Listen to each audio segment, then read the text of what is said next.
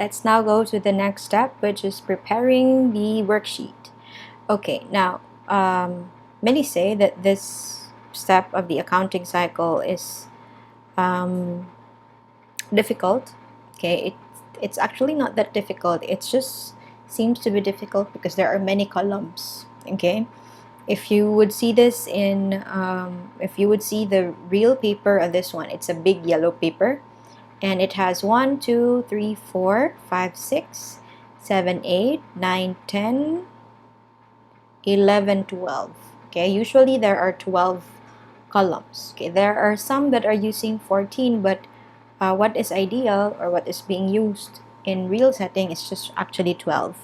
Okay, and everything would be covered already with the 12 columns. So for now, in this video, you will do the whole worksheet, but first and foremost, you just don't have to be scared, because actually your first two columns is just the unadjusted trial balance.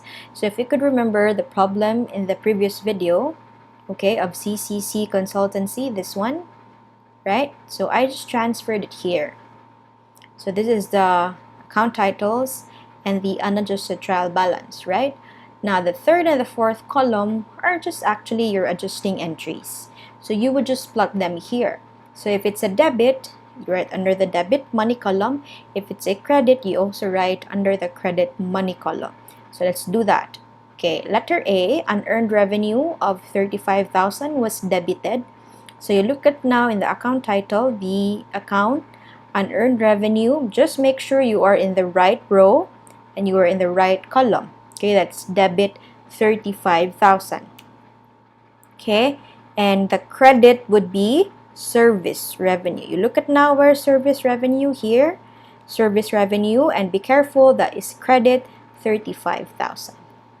So you can put a label here, letter A and letter A, so that you would know that this entry is an adjusting entry from letter A transaction, right?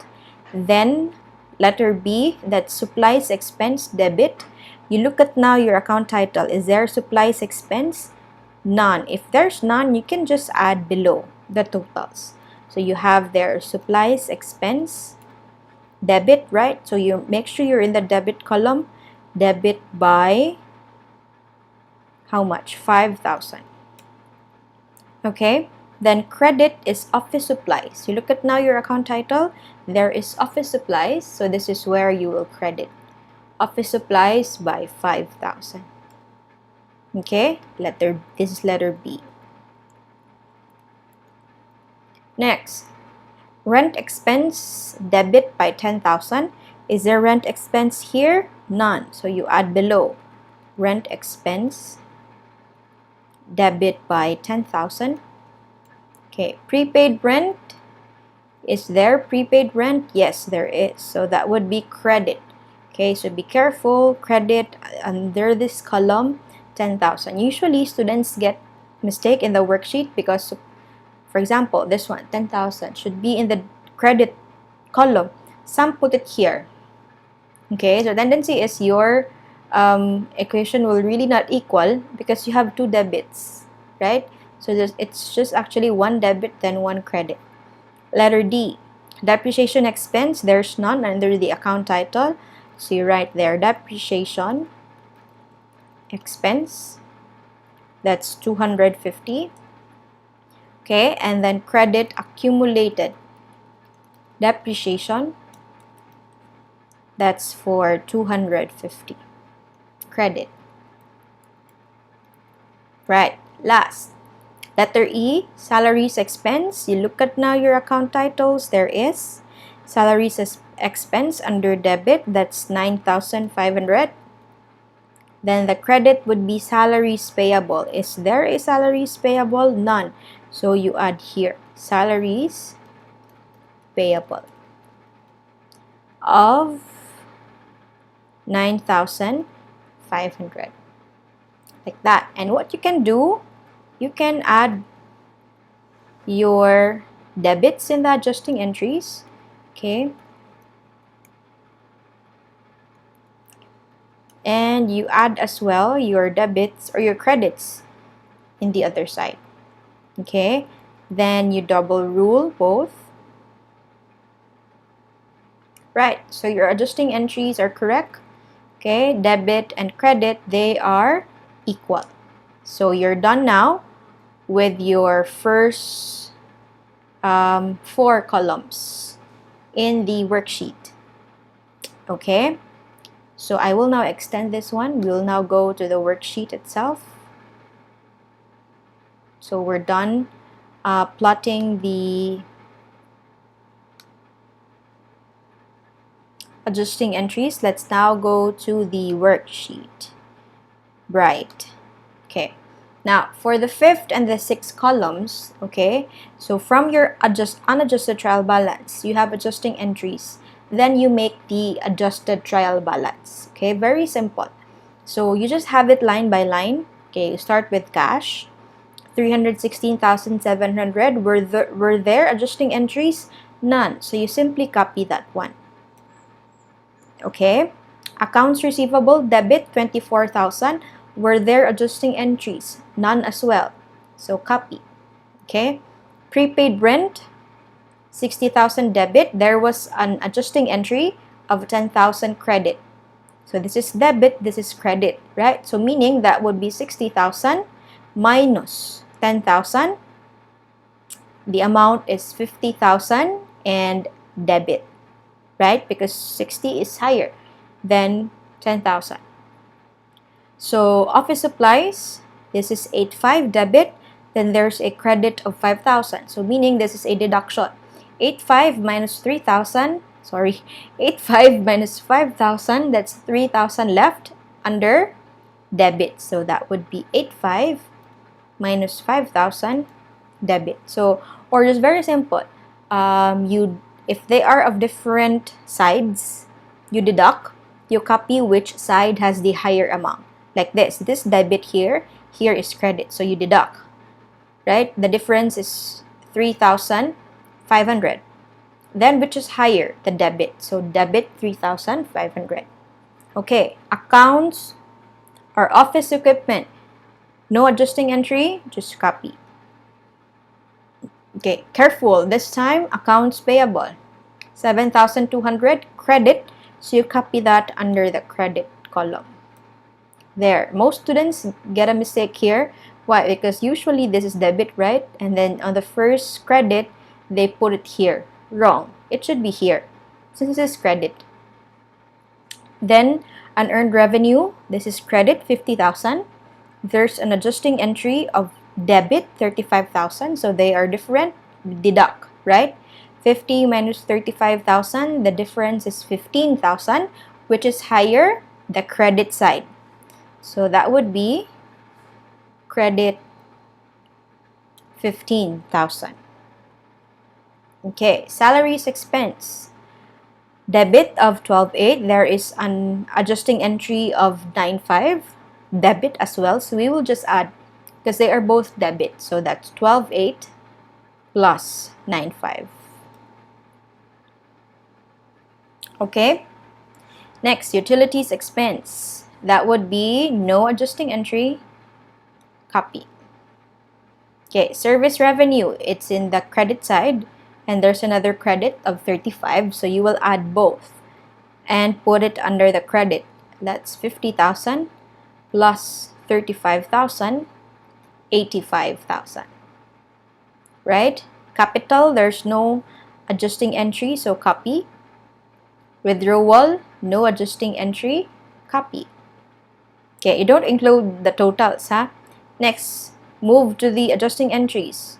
So just simply copy, that's 5,000 debit, that's 10,000 debit, 250 debit, okay, credit of 250, then salaries payable, credit.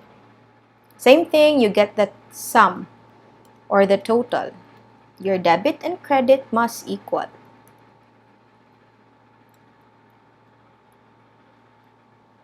Okay, so they're equal,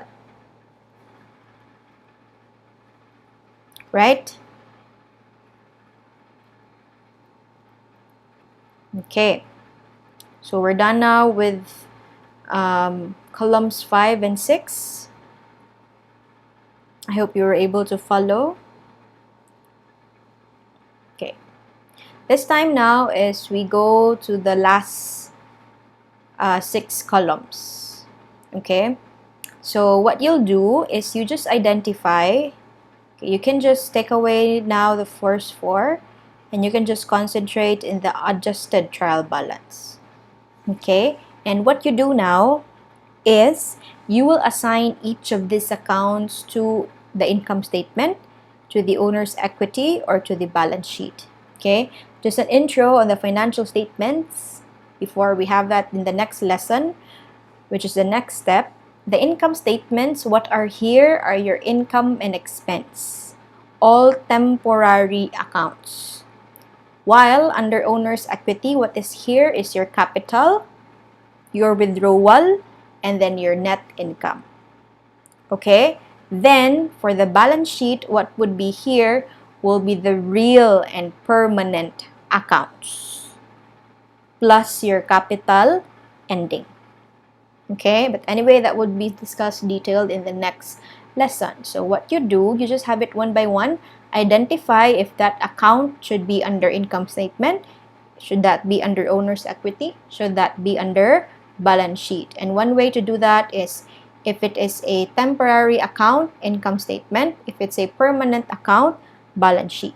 If it's capital withdrawal, very easy, owner's equity. Let's start. Cash is permanent account. It's not an income, not an expense, so that's under balance sheet. Accounts receivable, the same thing, real and permanent account. Asset, right? Prepaid rent is an asset, so under balance sheet. So what are again the real and permanent account? These are your assets and your liabilities and your capital ending. Your temporary accounts are the income and the expenses. Office supplies, an asset, so that would be under balance sheet. Sorry. Okay, office equipment, still an asset, real, permanent account. Accounts payable, that is a liability, balance sheet. Okay, unearned revenue, this is a liability, balance sheet. Again, I'm just looking at the adjusted trial balance. Next would be salaries expense. Oh, expense already. This would now be under income statement. There. Utilities expense. Expense also. Service revenue, that's an income. So under income statement. Okay. Carmel capital under owner's equity. Credit. Okay. So whatever would the debit or credit side, the same thing with the income, owners, or balance sheet. So like here, these are debits, debits as well here. Revenue is credit, credit as well here. Or just, it's actually under normal balance. Capital is credit, credit also under owner's equity. Okay. Withdrawal, that's under owner's equity. 6.5 debit. Okay, moving forward. Supplies expense, 5,000. Rent expense, 10,000. Right? Depreciation expense, 250. All under income statement. Those are expenses. Accumulated depreciation. This is a contra asset. So it's a permanent account. Credit, right? So that's under balance sheet. Credit. Salaries payable. What is this? This is a liability, real and permanent account under balance sheet. Okay? So that's how we did the assigning. So what we do now is we start first with the income statement. We get first the sum of the debit. Okay? And the credit. Okay, what have you observed? It is not equal. Right? Okay, so don't have to worry if it is not equal, because if it's not equal, the difference there would be the net income or the net loss. So meaning, for a while, I'll just freeze first this one. Okay. So meaning, the debit is 48,250. I'm now in the income statement. and the credit is 85,000. So what you do, okay, bring down the bigger amount, just like what we did in the T accounts. So the bigger amount is 85,000. Okay, then 85,000 here. Okay, now which side has a balancing figure here? How much will you add to 48,250 to make it 85,000, which is to make both sides equal? That would be 36,750. And the 36,750, you label it here, that is actually now your net income. So if your credit is greater than your debit here under the income statement, meaning you have a net income. If it was a net loss, it's on this side. Okay? So I'll just put the linings here.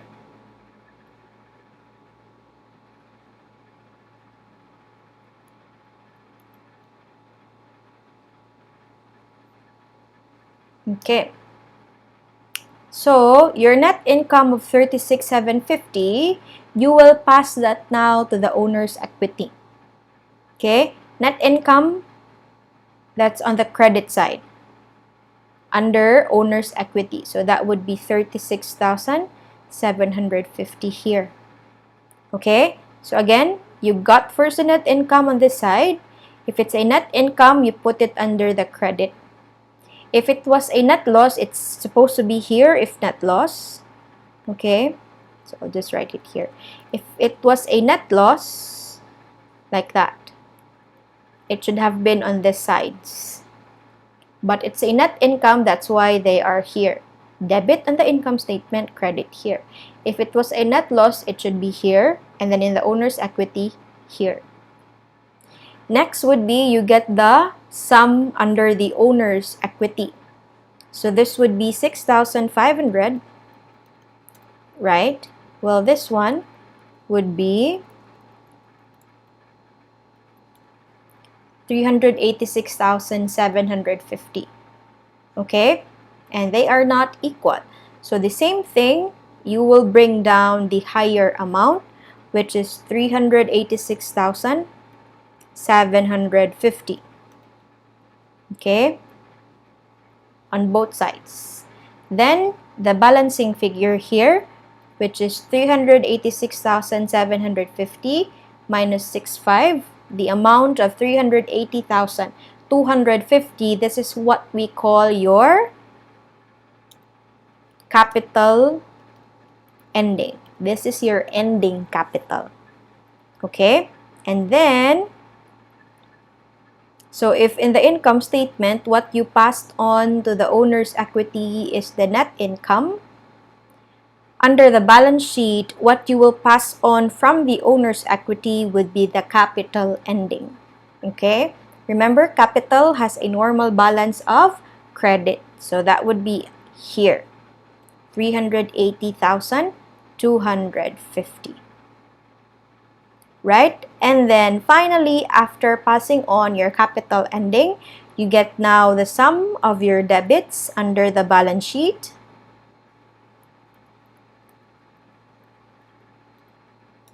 And the sum of your credits under the credit column, they should equal. There, 412,200. Okay, I repeat, you got the balancing figure here. It's a net income. The net income you pass on to the owner's equity, and you got another balancing figure, which is your capital ending. Your capital ending, you pass that on there. And finally, after passing on your capital end, the debit and the credit under the balance sheet would be equal. And this is how you do the worksheet. Okay, so I will be, you can download this file, okay, in this video, and I will also add a template for the worksheet in this video as well, in case you will be asked by your teacher online to submit a worksheet online using the Excel format. Okay?